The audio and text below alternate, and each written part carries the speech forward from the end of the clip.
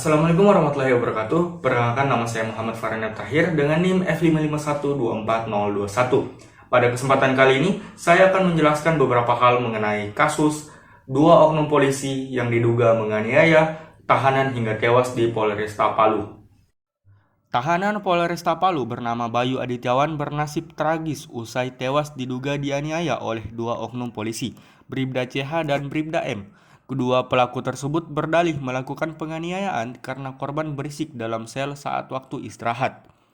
Kasus bermula saat Bayu dijebloskan ke tahanan Polresta Palu atas dugaan kasus kekerasan dalam rumah tangga. Belakangan, Bayu dikabarkan meninggal dunia saat dirawat di Rumah Sakit Bayangkara Palu. Propam Polda Sulteng kemudian turun tangan menyelidiki dugaan pelanggaran anggotanya di balik tewasnya Bayu. Berdasarkan penyelidikan Propam, itulah terungkap Bayu sempat dianiaya oleh Bribda JH dan Bribda M.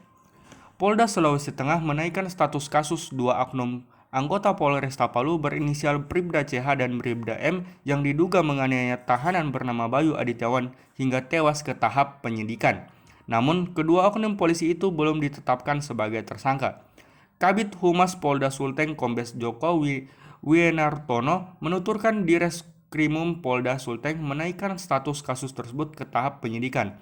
Saat ini, kedua oknum polisi itu masih menjalani sanksi penempatan khusus selama 20 hari yang dimulai 28 September 2024. Joko menyebut kasus dugaan penganiayaan yang dilakukan Bribda CH dan Bribda M diusut secara etik dan pidana secara bersamaan.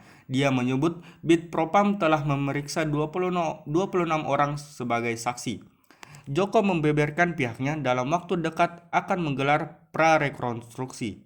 Setelah itu, pihaknya akan melakukan gelar perkara penetapan tersangka. Dari kasus tadi, dapat diambil kesimpulan bahwa kasus tersebut sangat erat kaitannya dengan kajian manusia, moral, dan hukum, karena penganiayaan melibatkan pelanggaran terhadap hak asasi manusia, norma moral, dan peraturan hukum yang ada. Karena penganiayaan terhadap seseorang merupakan tindakan yang tidak hanya melanggar hak dasar manusia untuk hidup dengan aman dan bermartabat, tetapi juga bertentangan dengan nilai-nilai moral yang mengatur hubungan antar individu dalam masyarakat. Dalam kajian manusia, penganiayaan dapat dilihat sebagai bentuk dehumanisasi, di mana pelaku tidak menghormati integritas fisik dan mental korban sebagai sesama manusia. Hal ini bertentangan dengan prinsip moral yang mengajarkan penghormatan, kasih sayang, dan keadilan. Dalam perspektif hukum, penganiayaan merupakan pelanggaran serius terhadap undang-undang yang dirancang untuk melindungi setiap individu dari kekerasan fisik maupun psikologis. Hukum bertujuan menegakkan keadilan dengan memberikan sanksi kepada pelaku penganiayaan, sekaligus melindungi korban dan mencegah tindakan serupa di masa depan. Oleh karena itu, hubungan antara penganiayaan, kajian manusia, moral, dan hukum menunjukkan keterkaitan yang kompleks dan penting dalam menjaga harmoni dan keadilan di masyarakat.